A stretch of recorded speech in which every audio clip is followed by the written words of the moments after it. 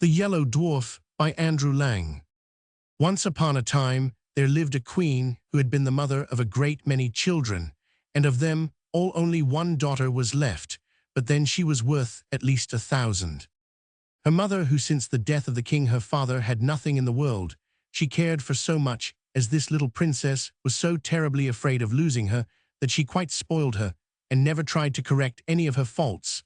The consequence was that this little person, who was as pretty as possible, and was one day to wear a crown, grew up so proud, and so much in love with her own beauty, that she despised everyone else in the world.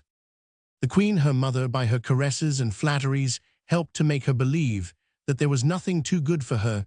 She was dressed almost always in the prettiest frocks as a fairy, or as a queen going out to hunt, and the ladies of the court followed her dressed as forest fairies.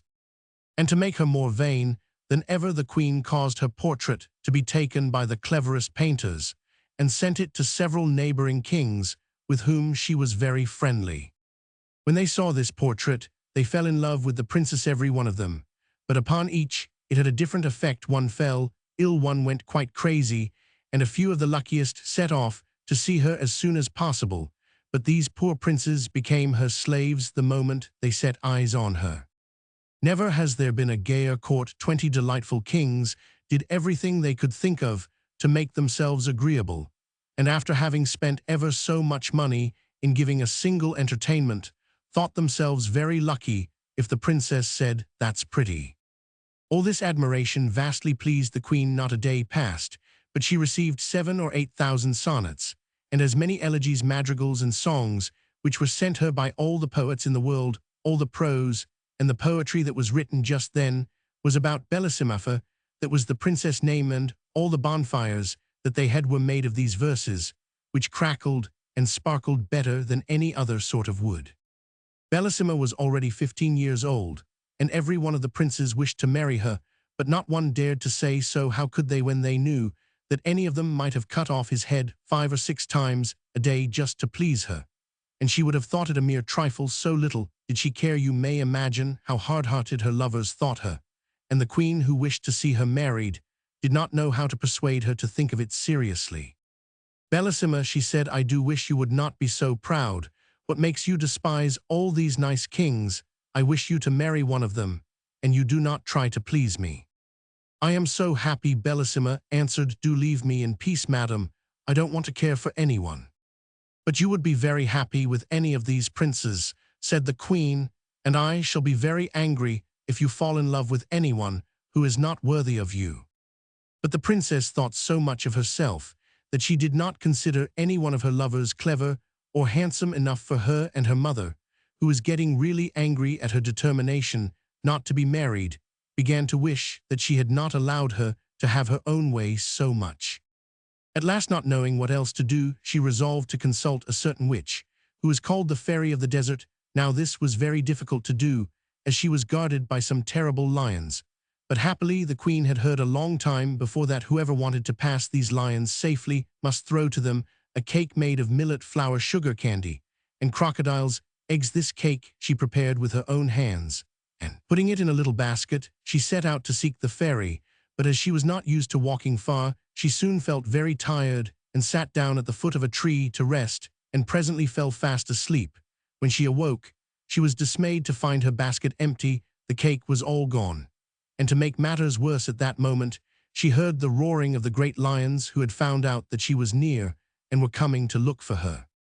"What shall I do?" she cried. "I shall be eaten up."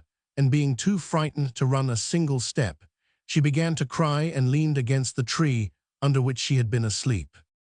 Just then she heard someone say, "Hum." She looked all round her, and then up the tree, and there she saw a little tiny man who was eating oranges. "O Queen," said he, "I know you very well, and I know how much afraid you are of the lions, and you are quite right too, for they have eaten many other people. And what can you expect, as you have not any cake to give them?" "I must make up my mind to die," said the poor queen. "Alas, I should not care so much, if only my dear daughter were married." "Oh, you have a daughter," cried the Yellow Dwarf, who was so called because he was a dwarf, and had such a yellow face, and lived in the orange tree. "I am really glad to hear that for I've been looking for a wife all over the world now, if you will promise that she shall marry me, not one of the lions, tigers, or bears shall touch you." The queen looked at him and was almost as much afraid of his ugly little face as she had been of the lions before, so that she could not speak a word.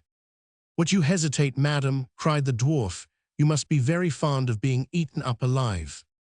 And as he spoke, the queen saw the lions, which were running down a hill toward them. Each one had 2 heads, 8 feet, and 4 rows of teeth, and their skins were as hard as turtle shells and were bright red. At this dreadful sight the poor queen, who was trembling like a dove, when it sees a hawk, cried out as loud as she could, "Oh dear, Mr. Dwarf, Bellissima shall marry you." "Oh, indeed," said he disdainfully, "Bellissima is pretty enough, but I don't particularly want to marry her. You can keep her." "Oh, noble sir," said the queen in great distress, "do not refuse her. She is the most charming princess in the world." "Oh well," he replied, "out of charity I will take her, but be sure and don't forget that she is mine." As he spoke, a little door opened in the trunk of the orange tree. In rushed the queen, only just in time, and the door shut with a bang in the faces of the lions. The queen was so confused that at first she did not notice another little door in the orange tree, but presently it opened, and she found herself in a field of thistles and nettles. It was encircled by a muddy ditch, and a little further on was a tiny thatched cottage, out of which came the yellow dwarf with a very jaunty air. He wore wooden shoes and a little yellow coat, and as he had no hair and very long ears, he looked altogether a shocking little object. "I am delighted," said he to the queen, "that as you are to be my mother-in-law, you should see the little house in which your Bellissima will live with me. With these thistles and nettles she can feed a donkey, which she can ride whenever she likes under this humble roof. No weather can hurt her. She will drink the water of this brook, and eat frogs which grow very fat about here. And then she will have me always with her, handsome, agreeable, and gay, as you see me now, for if her shadow stays by her more closely than I do, I shall be surprised." The unhappy queen, seeing all at once what a miserable life her daughter would have with this dwarf, could not bear the idea, and fell down insensible without saying a word. She revived. She found to her great surprise that she was lying in her own bed at home, and what was more, that she had on the loveliest lace nightcap that she had ever seen in her life. At first she thought that all her adventures, the terrible lions, and her promise to the yellow dwarf that he should marry Bellissima must have been a dream, but there was the new cap with its beautiful ribbon and lace to remind her that it was all true, which made her so unhappy that she could neither eat, drink, nor sleep for thinking of it. The princess, who in spite of her willfulness really loved her mother with all her heart, was much grieved when she saw her looking so sad, and often asked her what was the matter. But the queen, who didn't want her to find out the truth, only said that she was ill, or that one of her neighbors was threatening to make war against her. Bellissima knew quite well something was being hidden from her, and that neither of these was the real reason of the queen's uneasiness, so she made up her mind that she would go and consult the fairy of the desert about it, especially as she had often heard how wise she was, and she thought that at the same time she might ask her advice as to whether it would be as well to be married or not. So with great care she made some of the proper cake to pacify the lions, and one night went up to her room very early, pretending that she was going to bed. But instead of that, she wrapped herself in a long white veil and went down a secret staircase and set off all by herself to find the witch. But when she got as far as the same fatal orange tree and saw it covered with flowers and fruit, she stopped and began to gather some of the oranges, and then, putting down her basket, she sat down to eat them. But when it was time to go on again, the basket had disappeared, and though she looked everywhere, not a trace of it could she find. The more she hunted for it, the more frightened she got, and at last she began to cry. Then all at once she saw before her the yellow dwarf. "What's the matter with you, my pretty one?" said he. "What are you crying about?" "Alas," she answered, "no wonder that I am crying, seeing that I have lost the basket of cake that was to help me to get safely to the cave of the fairy of the desert." "And what do you want with her, pretty one?" said the little monster, "for I am a friend of hers, and for the matter of that, I am quite as clever as she is." "The queen, my mother," replied the princess, has lately fallen into such deep sadness that I fear that she will die, and I am afraid that perhaps I am the cause of it, for she very much wishes me to be married. And I must tell you truly that as yet I have not found anyone I consider worthy to be my husband, so, for all these reasons, I wish to talk to the fairy." "Do not give yourself any further trouble, princess," answered the dwarf. "I can tell you all you want to know better than she could. The queen, your mother, has promised you in marriage." "Has promised me," interrupted the princess. "Oh no, I am sure she has not. She would have told me. If she had, I am too much interested in the matter for her to promise anything without my consent. You must be mistaken." "Beautiful princess," cried the dwarf, suddenly throwing himself on his knees before her, "I flatter myself that you will not be displeased at her choice when I tell you that it is to me she has promised the happiness of marrying you." "You," cried Bellissima, starting back, "my mother wishes me to marry you. How can you be so silly as to think of such a thing?" "Oh, it isn't that I care much to have that honor," cried the dwarf angrily, "but here are the lions coming. They'll eat you up in 3 mouthfuls, and there will be an end of you and your pride." And indeed, at that moment, the poor princess heard their dreadful howls coming nearer and nearer. "What shall I do?" she cried. "Must all my happy days come to an end like this?" The malicious dwarf looked at her and began to laugh spitefully. "At least," said he, "you have the satisfaction of dying unmarried, a lovely princess like you must surely prefer to die rather than be the wife of a poor little dwarf like myself." "Oh, don't be angry with me," cried the princess, clasping her hands. "I'd rather marry all the dwarfs in the world than die in this horrible way." "Look at me well, princess, before you give me your word," said he. "I don't want you to promise me in a hurry." "Oh," cried she, "the lions are coming. I have looked at you enough. I am so frightened. Save me this minute, or I shall die of terror." Indeed, as she spoke, she fell down insensible, and when she recovered, she found herself in her own little bed at home. How she got there, she could not tell, but she was dressed in the most beautiful lace and ribbons, and on her finger was a little ring made of a single red hair, which fitted so tightly that, try as she might, she could not get it off. When the princess saw all these things and remembered what had happened, she too fell into the deepest sadness, which surprised and alarmed the whole court, and the queen more than anyone else. 100 times she asked Bellissima if anything was the matter with her, but she always said that there was nothing.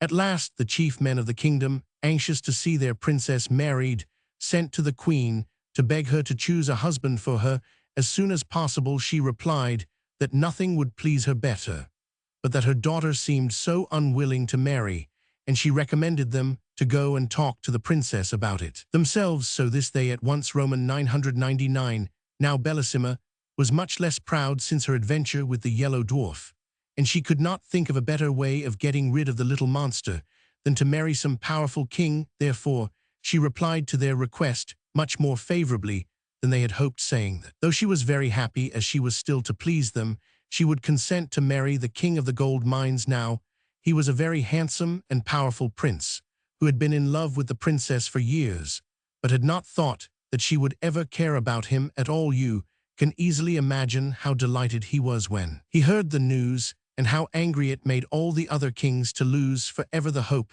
of marrying the princess. But after all, Bellissima could not have married 20 kings. Indeed, she had found it quite difficult enough to choose one, for her vanity made her believe that there was nobody in the world who was worthy of her. Preparations were begun at once for the grandest wedding that had ever been held at the palace.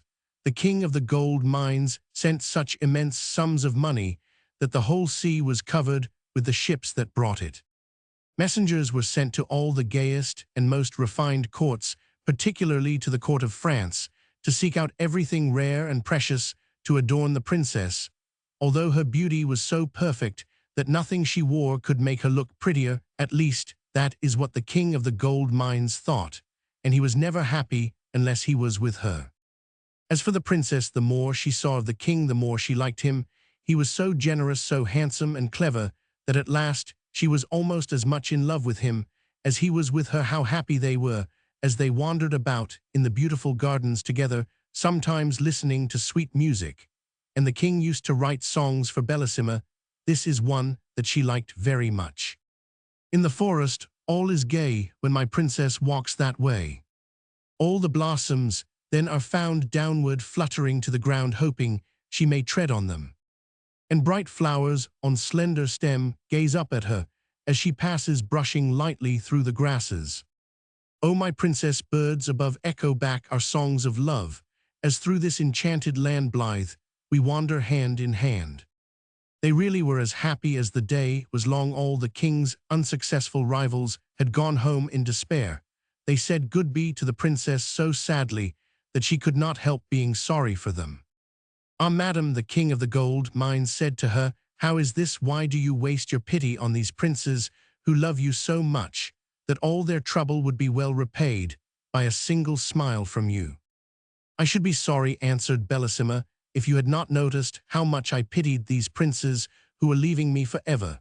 But for you, sire, it is very different. You have every reason to be pleased with me, but they are going sorrowfully away, so you must not grudge them my compassion." The king of the gold mines was quite overcome by the princess' good-natured way of taking his interference, and throwing himself at her feet, he kissed her hand 1,000 times and begged her to forgive him. At last the happy day came. Everything was ready for Bellissima's wedding. The trumpets sounded, all the streets of the town were hung with flags and strewn with flowers, and the people ran in crowds to the great square before the palace. The queen was so overjoyed that she had hardly been able to sleep at all, and she got up before it was light to give the necessary orders and to choose the jewels that the princess was to wear. These were nothing less than diamonds, even to her shoes, which were covered with them, and her dress of silver brocade was embroidered with a dozen of the sun's rays. You may imagine how much these had cost, but then nothing could have been more brilliant except the beauty of the princess. Upon her head she wore a splendid crown, her lovely hair waved nearly to her feet, and her stately figure could easily be distinguished among all the ladies who attended her.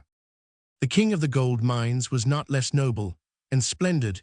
It was easy to see by his face how happy he was, and everyone who went near him returned loaded with presents, for all round the great banqueting hall had been arranged 1,000 barrels full of gold, and numberless bags made of velvet, embroidered with pearls, and filled with money, each one containing at least 100,000 gold pieces, which were given away to everyone who liked to hold out his hand, which numbers of people hastened to do. You may be sure, indeed, some found this by far the most amusing part of the wedding festivities. The queen and the princess were just ready to set out with the king when they saw advancing toward them from the end of the long gallery 2 great basilisks dragging after them. A very badly made box behind them came a tall old woman, whose ugliness was even more surprising than her extreme old age. She wore a ruff of black taffeta, a red velvet hood, and a farthingale, all in rags, and she leaned heavily upon a crutch. This strange old woman, without saying a single word, hobbled 3 times round the gallery, followed by the basilisks, then stopping in the middle and brandishing her crutch threateningly, she cried, "Ho, ho, queen, ho, ho, princess, do you think you are going to break with impunity the promise that you made to my friend the Yellow Dwarf? I am the fairy of the desert without the Yellow Dwarf, and his orange tree. My great lions would soon have eaten you up, I can tell you, and in fairyland we do not suffer ourselves to be insulted like this. Make up your minds at once what you will do, for I vow that you shall marry the Yellow Dwarf. If you don't, may I burn my crutch." "Ah, princess," said the queen, weeping, "what is this that I hear? What have you promised?" "Ah, my mother," replied Bellissima sadly, "what did you promise yourself?" The king of the gold mines, indignant at being kept from his happiness by this wicked old woman, went up to her and, threatening her with his sword, said, "Get away out of my country at once, and forever, miserable creature, lest I take your life, and so rid myself of your malice." He had hardly spoken these words when the lid of the box fell back on the floor with a terrible noise, and to their horror out sprang the Yellow Dwarf, mounted upon a great Spanish cat. "Rash youth," he cried, rushing between the fairy of the desert and the king, "dare to lay a finger upon this illustrious fairy. Your quarrel is with me only. I am your enemy, and your rival, that faithless princess who would have married you, is promised to me. See if she has not upon her finger a ring made of one of my hairs." Just try to take it off, and you will soon find out that I am more powerful than you are." "Wretched little monster," said the king, "do you dare to call yourself the princess lover, and to lay claim to such a treasure? Do you know that you are a dwarf, that you are so ugly that one cannot bear to look at you, and that I should have killed you myself long before this, if you had been worthy of such a glorious death?" The Yellow Dwarf, deeply enraged at these words, set spurs to his cat, which yelled horribly and leaped hither and thither, terrifying everybody except the brave king, who pursued the dwarf closely till he, drawing a great knife with which he was armed, challenged the king to meet him in single combat, and rushed down into the courtyard of the palace with a terrible clatter. The king, quite provoked, followed him hastily, but they had hardly taken their places facing one another, and the whole court had only just had time to rush out upon the balconies to watch what was going on, when suddenly the sun became as red as blood, and it was so dark that they could scarcely see at all. The thunder crashed, and the lightning seemed as if it must burn up everything. The two basilisks appeared, one on each side of the bad dwarf, like giants. Mountains high, and fire flew from their mouths and ears until they looked like flaming furnaces. None of these things could terrify the noble young king, and the boldness of his looks and actions reassured those who were looking on, and perhaps even embarrassed the Yellow Dwarf himself. But even his courage gave way when he saw what was happening to his beloved princess. For the fairy of the desert, looking more terrible than before, mounted upon a winged griffin, and with long snakes coiled round her neck, had given her such a blow with the lance she carried, that Bellissima fell into the queen's arms bleeding and senseless, her fond mother feeling as much hurt by the blow as the princess herself, uttered such piercing cries and lamentations that the king, hearing them, entirely lost his courage and presence of mind. Giving up the combat, he flew toward the princess to rescue or to die with her, but the Yellow Dwarf was too quick for him. Leaping with his Spanish cat upon the balcony, he snatched Bellissima from the queen's arms, and before any of the ladies of the court could stop him, he had sprung upon the roof of the palace and disappeared with his prize. The king, motionless with horror, looked on despairingly at this dreadful occurrence, which he was quite powerless to prevent, and to make matters worse his sight failed him. Everything became dark, and he felt himself carried along through the air by a strong hand. This new misfortune was the work of the wicked fairy of the desert, who had come with the Yellow Dwarf to help him carry off the princess, and had fallen in love with the handsome young king of the gold mines. Directly she saw him, she thought that if she carried him off to some frightful cavern and chained him to a rock, then the fear of death would make him forget Bellissima and become her slave. So as soon as they reached the place, she gave him back his sight, but without releasing him from his chains, and by her magic power she appeared before him as a young and beautiful fairy, and pretended to have come there quite by chance. "What do I see?" she cried. "Is it you, dear prince? What misfortune has brought you to this dismal place?"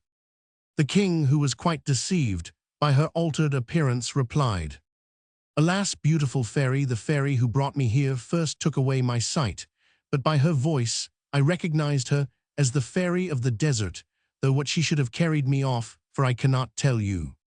"Ah," cried the pretended fairy, "if you have fallen into her hands you won't get away. Until you have married her, she has carried off more than one prince like this, and she will certainly have anything she takes a fancy to." While she was thus pretending to be sorry for the king, he suddenly noticed her feet, which were like those of a griffin, and knew in a moment that this must be the fairy of the desert, for her feet were the one thing she could not change, however pretty she might make her face. Without seeming to have noticed anything, he said, in a confidential way, "Not that I have any dislike to the fairy of the desert, but I really cannot endure the way in which she protects the Yellow Dwarf, and keeps me chained here like a criminal. It is true that I love a charming princess, but if the fairy should set me free, my gratitude would oblige me to love her only." "Do you really mean what you say, prince?" said the fairy, quite deceived. "Surely," replied the prince, "how could I deceive you? You see, it is so much more flattering to my vanity to be loved by a fairy than by a simple princess. But even if I am dying of love for her, I shall pretend to hate her until I am set free." The fairy of the desert, quite taken in by these words, resolved at once to transport the prince to a pleasanter place, so making him mount her chariot to which she had harnessed swans, instead of the bats, which generally drew it away. She flew with him, but imagine the distress of the prince, when from the giddy height at which they were rushing through the air, he saw his beloved princess in a castle built of polished steel, the walls of which reflected the sun's rays so hotly that no one could approach it without being burnt to a cinder. Bellissima was sitting in a little thicket, by a brook, leaning her head upon her hand and weeping bitterly. But just as they passed, she looked up and saw the king and the fairy of the desert. Now, the fairy was so clever that she could not only seem beautiful to the king, but even the poor princess thought her the most lovely being she had ever seen. What she cried was, "I not unhappy enough in this lonely castle, to which that frightful yellow dwarf brought me, must I also be made to know that the king of the gold mines ceased to love me as soon as he lost sight of me? But who can my rival be, whose fatal beauty is greater than mine?" While she was saying this, the king, who really loved her as much as ever, was feeling terribly sad at being so rapidly torn away from his beloved princess. But he knew too well how powerful the fairy was to have any hope of escaping from her, except by great patience and cunning. The fairy of the desert had also seen Bellissima, and she tried to read in the king's eyes the effect that this unexpected sight had had upon him. "No one can tell you what you wish to know better than I can," said he. "This chance meeting with an unhappy princess, for whom I once had a passing fancy, before I was lucky enough to meet you, has affected me a little, I admit. But you are so much more to me than she is, that I would rather die than leave you." "Ah, prince," she said, "can I believe that you really love me so much?" "Time will show, madam," replied the king. "But if you wish to convince me that you have some regard for me, do not, I beg of you, refuse to aid Bellissima." "Do you know what you are asking?" said the fairy of the desert, frowning and looking at him suspiciously. "Do you want me to employ my art against the yellow dwarf, who is my best friend, and take away from him a proud princess whom I can but look upon as my rival?" The king sighed, but made no answer. Indeed, what was there to be said to such a clear-sighted person? At last, they reached a vast meadow gay with all sorts of flowers. A deep river surrounded it, and many little brooks murmured softly under the shady trees, where it was always cool and fresh. A little way off stood a splendid palace, the walls of which were of transparent emeralds. As soon as the swans which drew the fairy's chariot had alighted under a porch, which was paved with diamonds, and had arches of rubies, they were greeted on all sides by thousands of beautiful beings, who came to meet them joyfully, singing these words: "When love within a heart would reign, useless to strive against him tease. The proud but feel a sharper pain, and make a greater triumph his." The fairy of the desert was delighted to hear them sing of her triumphs. She led the king into the most splendid room that can be imagined, and left him alone for a little while, just that he might not feel that he was a prisoner. But he felt sure that she had not really gone quite away, but was watching him from some hiding place. So walking up to a great mirror, he said to it, "Trusty counselor, let me see what I can do to make myself agreeable to the charming fairy of the desert, for I can think of nothing but how to please her." And he at once set to work to curl his hair, and seeing upon a table a grander coat than his own, he put it on carefully. The fairy came back so delighted that she could not conceal her joy. "I am quite aware of the trouble you have taken to please me," said she, "and I must tell you that you have succeeded perfectly already. You see, it is not difficult to do, if you really care for me." The king, who had his own reasons for wishing to keep the old fairy in a good humor, did not spare pretty speeches, and after a time he was allowed to walk by himself upon the seashore. The fairy of the desert had by her enchantments raised such a terrible storm that the boldest pilot would not venture out in it, so she was not afraid of her prisoners being able to escape, and he found it some relief to think sadly over his terrible situation without being interrupted by his cruel captor. Presently, after walking wildly up and down, he wrote these verses upon the sand with his stick: "At last may I upon this shore lighten my sorrow with soft tears. Alas, alas, I see no more my love, who yet my sadness cheers. And thou, O raging stormy sea, stirred by wild winds from depth to height, thou holdst my loved one far from me, and I am captive to thy might. My heart is still more wild than for fate is cruel unto me. Why must I thus in exile pine? Why is my princess snatched from me? O lovely nymphs from ocean caves, who know how sweet true love may be, come up and calm the furious waves, and set a desperate lover free. While he was still writing, he heard a voice which attracted his attention. In spite of himself, seeing that the waves were rolling in higher than ever, he looked all round, and presently saw a lovely lady floating gently toward him upon the crest of a huge billow. Her long hair spread all about her. In one hand she held a mirror, and in the other a comb, and instead of feet, she had a beautiful tail like a fish with which she swam. The king was struck dumb with astonishment at this unexpected sight, but as soon as she came within speaking distance, she said to him, I know how sad you are at losing your princess, and being kept a prisoner by the fairy of the desert. If you like, I will help you to escape from this fatal place, where you may otherwise have to drag on a weary existence for 30 years or more. The king of the gold mines hardly knew what answer to make to this proposal, not because he did not wish very much to escape, but he was afraid that this might be only another device by which the fairy of the desert was trying to deceive him. As he hesitated, the mermaid, who guessed his thoughts, said to him, You may trust me, I am not trying to entrap you. I am so angry with the Yellow Dwarf and the fairy of the desert that I am not likely to wish to help them, especially since I constantly see your poor princess, whose beauty and goodness make me pity her so much, and I tell you that if you will have confidence in me, I will help you to escape. I trust you absolutely, cried the king, and I will do whatever you tell me. But if you have seen my princess, I beg of you to tell me how she is and what is happening to her. We must not waste time in talking, said she. Come with me, and I will carry you to the castle of steel, and we will leave upon this shore a figure so like you that even the fairy herself will be deceived by it.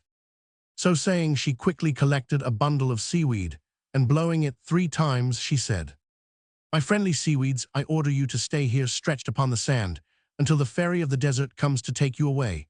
And at once the seaweeds became like the king, who stood looking at them in great astonishment, for they were even dressed in a coat like his.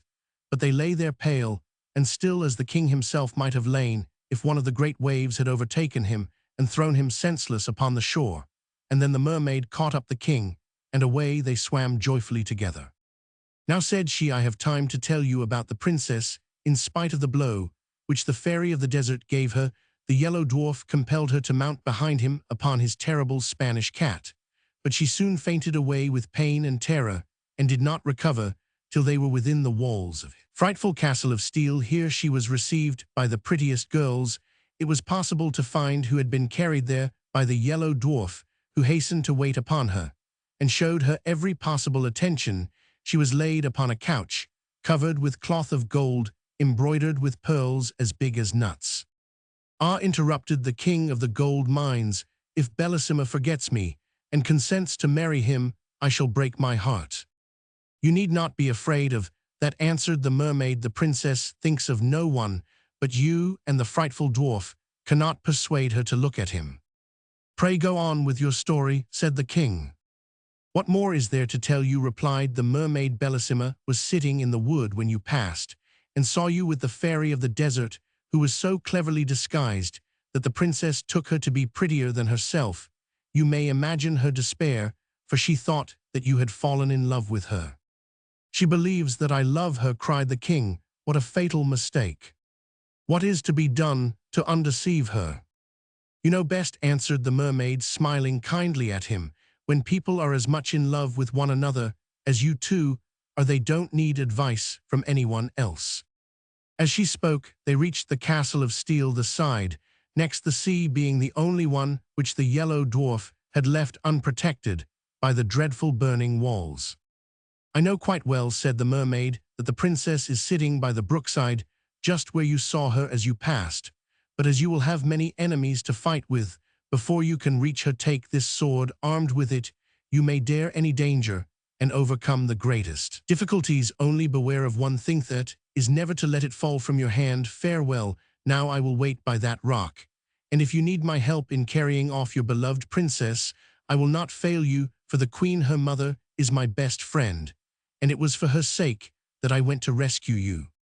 So saying, she gave to the king a sword made from a single diamond, which was more brilliant than the sun. He could not find words to express his gratitude, but he begged her to believe that he fully appreciated the importance of her gift and would never forget her help and kindness. We must now go back to the fairy of the desert. When she found that the king did not return, she hastened out to look for him and reached the shore with 100 of the ladies of her train, loaded with splendid presents for him. Some carried baskets full of diamonds, others golden cups of wonderful workmanship, and amber, coral, and pearls. Others again balanced upon their heads bales of the richest and most beautiful stuffs, while the rest brought fruit and flowers, and even birds. But what was the horror of the fairy who followed this gay troop, when she saw stretched upon the sands the image of the king, which the mermaid had made with the seaweed? Struck with astonishment and sorrow, she uttered a terrible cry and threw herself down beside the pretended king, weeping and howling, and calling upon her 11 sisters who were also fairies and who came to her assistance. But they were all taken in by the image of the king, for clever as they were, the mermaid was still cleverer, and all they could do was to help the fairy of the desert to make a wonderful monument over what they thought was the grave of the king of the gold mines. But while they were collecting jasper and porphyry agate and marble, gold and bronze statues, and devices to immortalize the king's memory, he was thanking the good mermaid and begging her still to help him, which she graciously promised to do as she disappeared. And then he set out for the castle of steel. He walked fast, looking anxiously round him, and longing once more to see his darling Bellissima. But he had not gone far before he was surrounded by 4 terrible sphinxes, who would very soon have torn him to pieces with their sharp talons, if it had not been for the mermaid's diamond sword. For no sooner had he flashed it before their eyes than down they fell at his feet quite helpless, and he killed them with one blow. But he had hardly turned to continue his search when he met 6 dragons covered with scales that were harder than iron. Frightful as this encounter was, the king's courage was unshaken, and by the aid of his wonderful sword, he cut them in pieces one after the other. Now he hoped his difficulties were over, but at the next turning he was met by one which he did not know how to overcome. 24 pretty and graceful nymphs advanced toward him, holding garlands of flowers with which they barred the way. "Where are you going, prince?" they said. "It is our duty to guard this place, and if we let you pass, great misfortunes will happen to you and to us. We beg you not to insist upon going on. Do you want to kill 24 girls who have never displeased you in any way?" The king did not know what to do or to say. It went against all his ideas as a knight to do anything a lady begged him not to do. But as he hesitated, a voice in his ear said, "Strike, strike, and do not spare, or your princess is lost forever." So without reply to the nymphs, he rushed forward, instantly breaking their garlands and scattering them in all directions, and then went on without further hindrance to the little wood where he had seen Bellissima. She was seated by the brook, looking pale and weary when he reached her, and he would have thrown himself down at her feet, but she drew herself away from him with as much indignation as if he had been the Yellow Dwarf. "Ah, princess," he cried, "do not be angry with me. Let me explain everything. I am not faithless or to blame for what has happened. I am a miserable wretch who has displeased you without being able to help himself."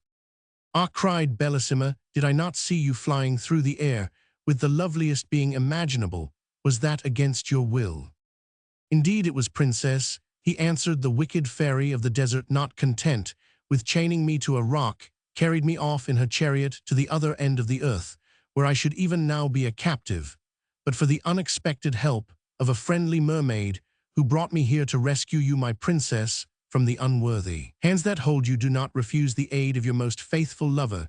So saying, he threw himself at her feet and held her by her robe, but alas, in so doing, he let fall the magic sword, and the Yellow Dwarf, who was crouching behind a lettuce, no sooner saw it than he sprang out and seized it, well knowing its wonderful power. The princess gave a cry of terror on seeing the dwarf, but this only irritated the little monster. Muttering a few magical words, he summoned 2 giants who bound the king with great chains of iron. "Now," said the dwarf, "I am master of my rival's fate, but I will give him his life and permission to depart unharmed if you, princess, will consent to marry me." "Let me die 1,000 times, rather," cried the unhappy king. "Alas," cried the princess, "must you die? Could anything be more terrible?" "That you should marry that little wretch would be far more terrible," answered the king. "At least," continued she, "let us die together." "Let me have the satisfaction of dying for you, my princess," said he. "Oh, no, no," she cried, turning to the dwarf, "rather than that I will do as you wish." "Cruel princess," said the king, "would you make my life horrible to me by marrying another before my eyes?" "Not so," replied the Yellow Dwarf, "you are a rival of whom I am too much afraid you shall not see our marriage." So saying, in spite of Bellissima's tears and cries, he stabbed the king to the heart with the diamond sword. The poor princess, seeing her lover lying dead at her feet, could no longer live without him. She sank down by him and died of a broken heart. So ended these unfortunate lovers, whom not even the mermaid could help, because all the magic power had been lost with the diamond sword.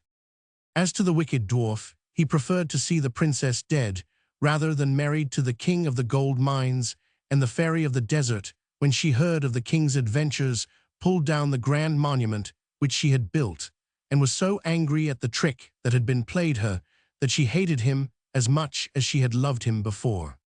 The kind mermaid, grieved at the sad fate of the lovers, caused them to be changed into two tall palm trees, which stand always side by side, whispering together of their faithful love, and caressing one another with their interlacing branches.